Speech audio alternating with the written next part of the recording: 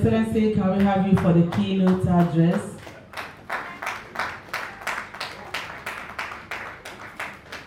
His address is going to be majored on what UN POLAC stands for, how we came about, where we are going to, our visions, our missions, and most importantly, to welcome the new peace advocates.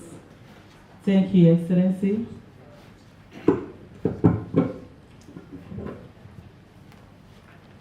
Praise be to Heavenly Father. We thank God Almighty, who granted us John Gracie, for gathering here today for the celebration of United Nations Human Rights Day, which is what we're celebrating here today. It is a reminder that everyone in our nation deserves respect, freedom, and equality.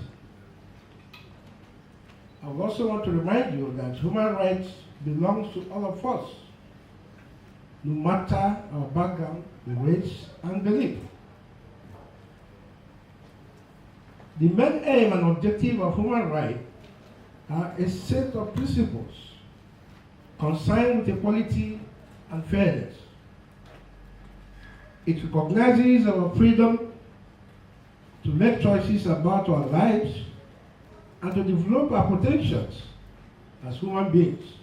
That's the major aim of them. It's also about living a life free from fear, harassment, and discrimination. On behalf of UN POLAC Management, I welcome you all to this year's Human Rights Day celebration. I now start with my keynote address, in which we are here today. The keynote address delivered by Ambassador Engineer Peter Ohagwa, KCFCA, Deputy Country President UN POLAC, Nigeria, on the celebration of 24 United Nations Human Rights Day with the theme, our rights, our future, right now, and our award to the newly appointed UN Peace Advocates holding today, 14 December 2024 at the Oriental Hotel, Victoria Island, Lagos State. Let me stand on a well-articulated existing protocol.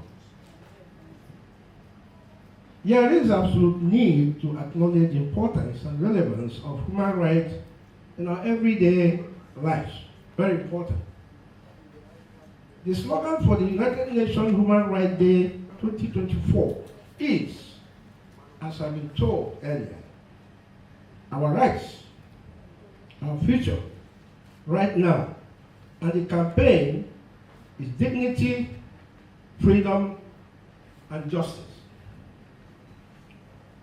This is also to commemorate the day in 1948 when the United Nations General Assembly adopted the Universal Declaration of Human Rights. There are 10 main fundamental human rights declarations, which are: 1, right to life, freedom from torture, right to liberty and security, right to freedom of thought, right to conscience and religion, which you have right to do here. We have several religions in our state. We are practicing that quite well. Right to freedom of opinion and expression, right to work and education, right to privacy, right to participate in government. You have the right to participate in government, right to freedom of movement, right to equality before the law. The same for 2024 Human Rights Day, which is our right, our future, right now. The 2024 United Nations World Peace Day has declared under the theme, our rights, our future right now, the year UN Human the years, UN Human Rights Campaign focuses on how human rights are a pathway to solutions as they play a critical role as a preventive, reactive, and transformation force for a good, particularly in terms of crisis. In other words, by defending human rights, we can prevent harm before it happens. Human Rights Day is celebrated on December 10th every year to commemorate the adoption of the Universal Declaration of Human Rights. But we decided to move the celebration today due to circumstances beyond our control, and also to ensure that all the awardees are present for the occasion. That human rights impact and concern everyone, everywhere, every day, and because of their centrality in our lives. They should empower individuals, communities, and people to build a better nation. It's also imperative to know that human rights are the common thread that binds all of us together, just like the issue of peaceful coexistence. To foster peace and stability by establishing, recognizing, and adhering to a common set of values and principles that apply universally. Hence, human rights help to avoid violations, conflicts, and abuses before they happen. Furthermore, human rights are not merely abstract ideas. They're not just an idea that you just throw away. They offer concrete norms, laws, and vital framework that protect against abuses, violence, and other harms, ensuring everyone, everywhere, can live in dignity and also in respect. Human rights are a powerful force for good. Upholding human rights isn't only about addressing present injustice, because right now there's a lot of injustice everywhere. It's about driving significant social change by reshaping unjust society and empowering marginalized groups. Those who are marginalized, you have to empower them and bring them together. Our rights and our future right now. What does this signify? Previous generations fought and even died for human rights. In the past, people demonstrated. They died. Today, most of us are in comfort of our homes. We talk and talk and talk. Nothing is happening. The right to vote, the right to protest, the right to work, and to equal day for women, the right to be seen and heard and counted. These are your rights which you are entitled to. You should also know that our forebears took to the streets, to parliaments, and to courts to fight against colonialism and apartheid, discrimination, inequality, slavery, and racism.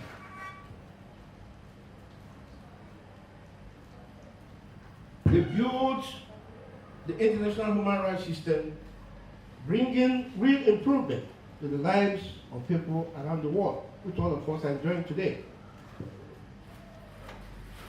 On every Human Rights Day, UN Human Rights hope to inspire everyone to acknowledge the importance and relevance of human rights. What we're doing today, that's what we're trying to talk to you about, the issue of human rights. Change perception by encouraging negative stereotypes and misconception, mobilize action to reinvigorate a global human rights movement. We need to do that. The full promise of human rights is still to be fulfilled in the third world countries, especially in the African continent. The evidence is everywhere as we speak. which all of us can agree with me.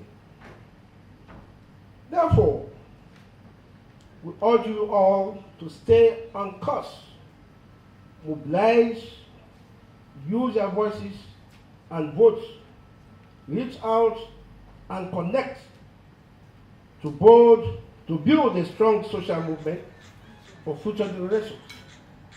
We are not talking about our own generation. People build it for us, and we're here enjoying the human rights. But it's our turn to do the needful, so that the future generation were not going to suffer for it.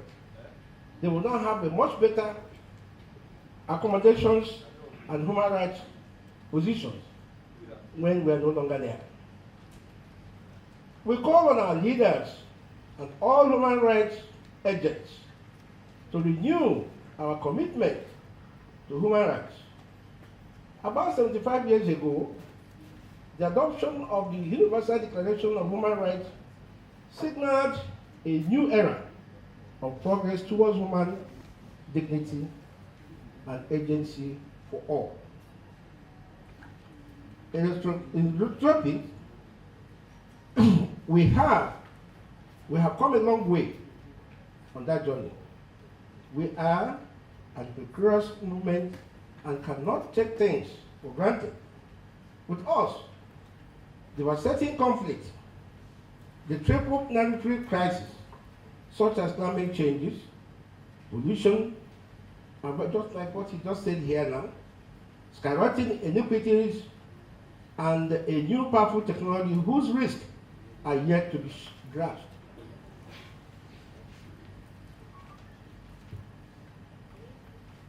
As we confront these challenges, we recall the Declaration conviction that no matter the context, it is through respect for human rights we craft a better future for our human family. In this spirit, I offer the vision statement as a contribution to the summit of the future and as a signpost for the years to come. Its outlook has been informed by our intensive engagement with diverse actors all across the world throughout the year-long of Human Rights 75 Years Initiative, which concluded in December 2023 at a high-level event hosted simultaneously in Geneva, Bangkok, Nairobi, Panama, and Global Online. Peace building. Peace building is an activity that aims to resolve injustice in a non-violent ways and to transform the cultural and structural conditions that generate deadly destructive conflict in our society.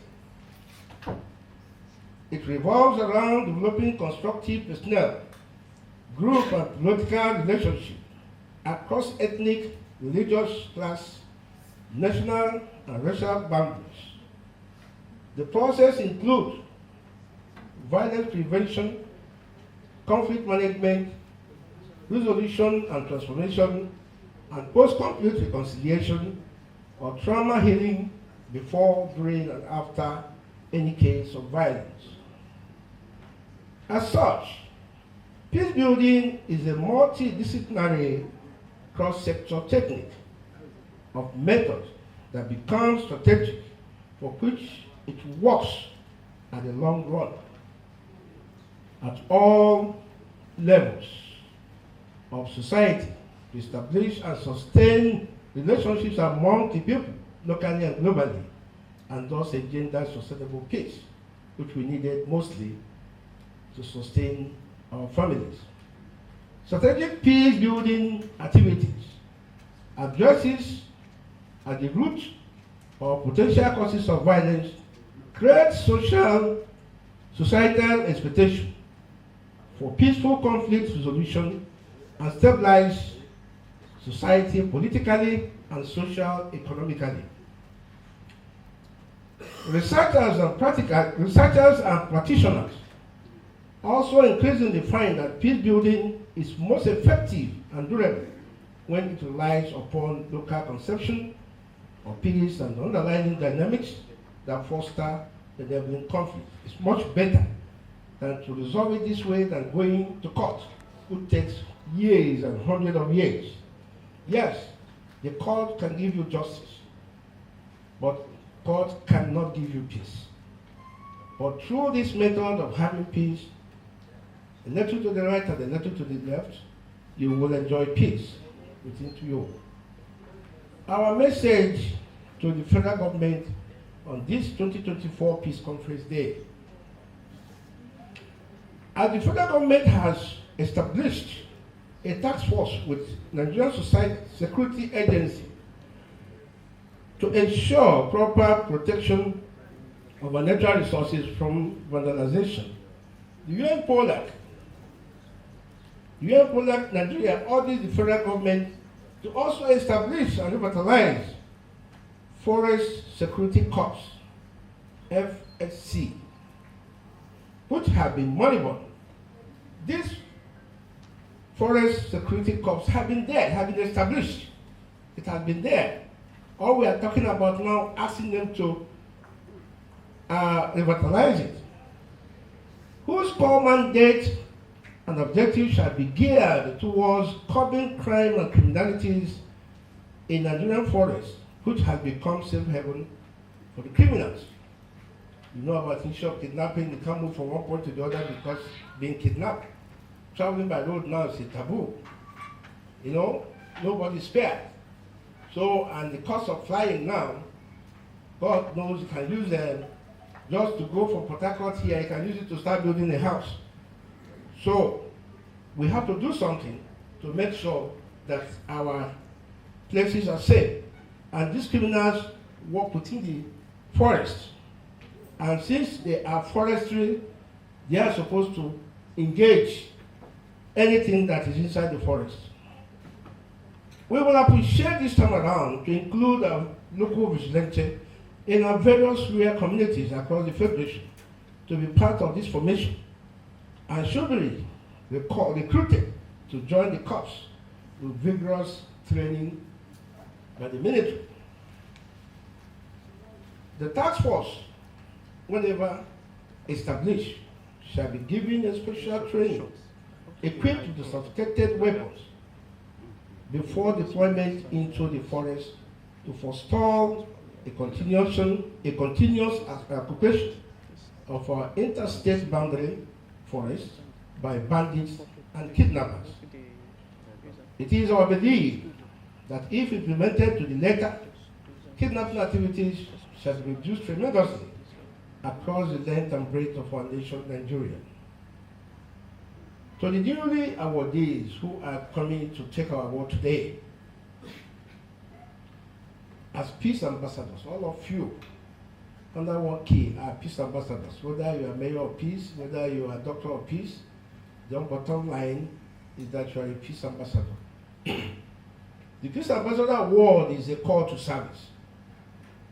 And not just to receive an award, decoration, but to sacrifice your time, just like the deed you just mentioned.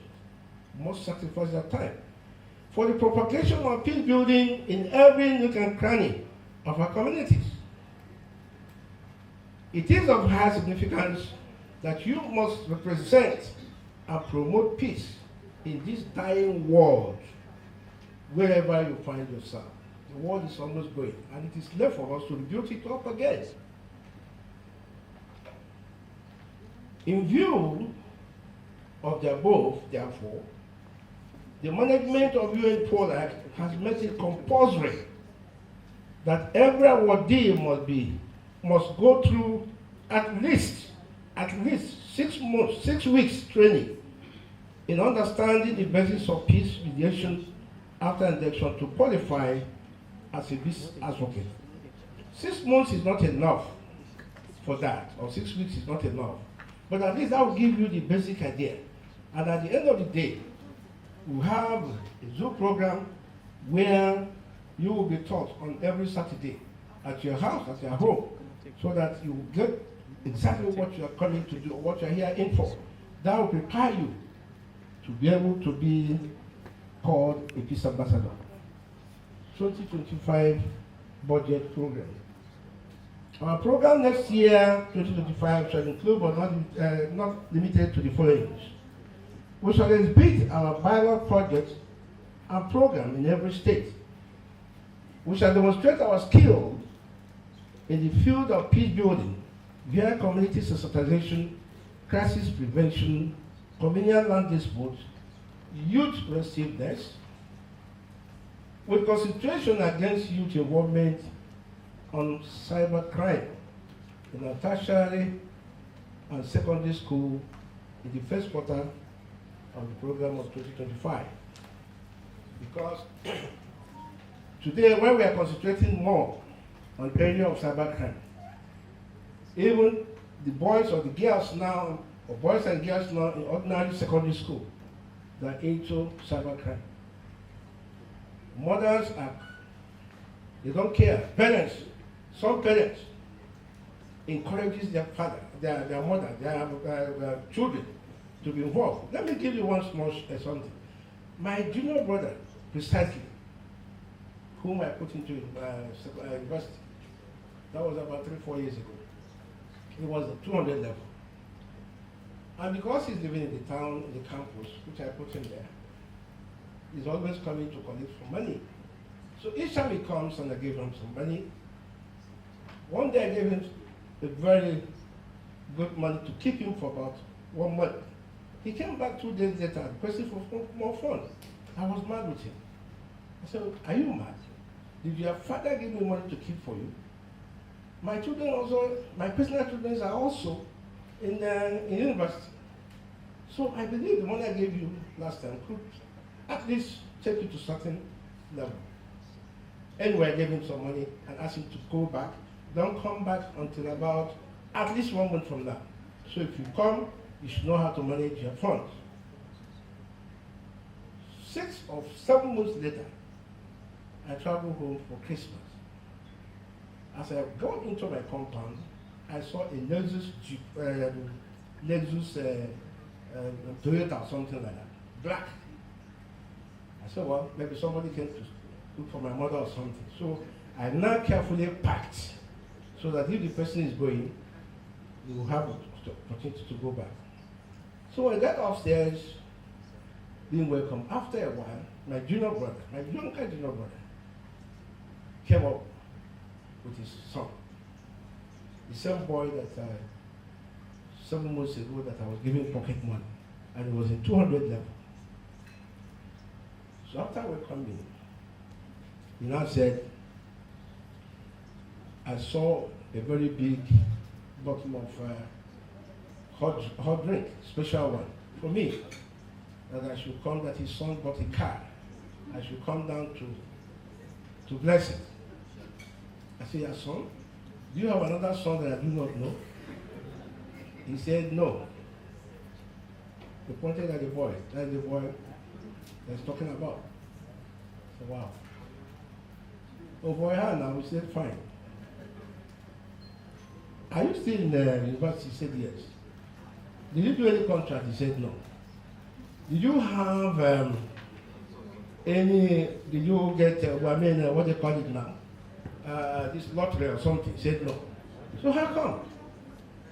This is a car, as at that time, is about 7 to 8 million naira. So how do you do that? He said, well, I said, no. I won't be a party to this. I will never do that. By tradition, I'm Onyenze in my place. I'm a chief. I'm a knight of St. Christopher. So I cannot tolerate that. So please, wherever this car comes from, take it out. It cannot be in my compound traditional. Take it out. And please, all of you should get out of my house. The boy left and went. And the whole story is that I'm wicked, because if it is my children, my personal children, I would have allowed that. Now, as if that did not end. Last year, December, when I came back home, what did I see? I was upstairs with some guests. Now I saw a jeep, black jeep this time. The other one was just a small car. This time a big jeep with two healers loaded with police, army, and order. And they parked in front of my house. I was watching. Maybe some colleagues, maybe commissioners or somebody. So when I look at it, it was not a car within Imo State. So they came and opened the door for the guy. And this guy came out of the car. He didn't even wear any clothes. Inside the air-conditioned car, he was sweating with tattoo everywhere in his body. He carried, as he was walking up, he was wearing his clothes. And the police were following him. I said, hey, my friend, said, stop there. The policeman released 2 guns, 2 shots, back, to know that the man have arrived. I said, that shouldn't be my house. Please get out of the house. Because there's no explanation to what I'm saying.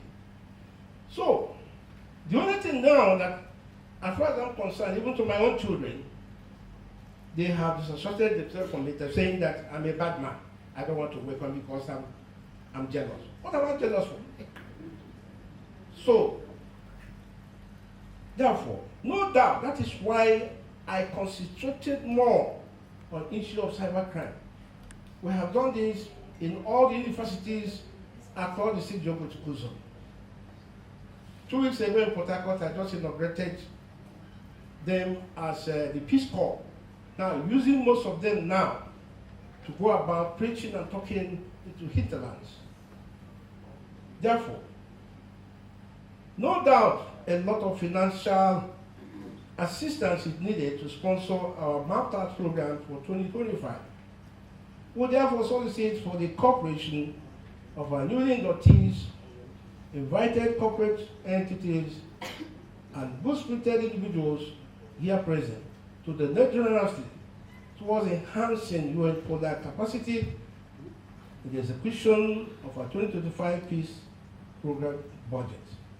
This is very dear to our heart because, and this is why we have set up a lot of committees like the DG have said, to make sure that by next year we will start early. Once again, and on behalf of UN Product Management, congratulate the newly inductees for the task ahead of them on the propagation of peace building in Nigeria. Thank you and God bless.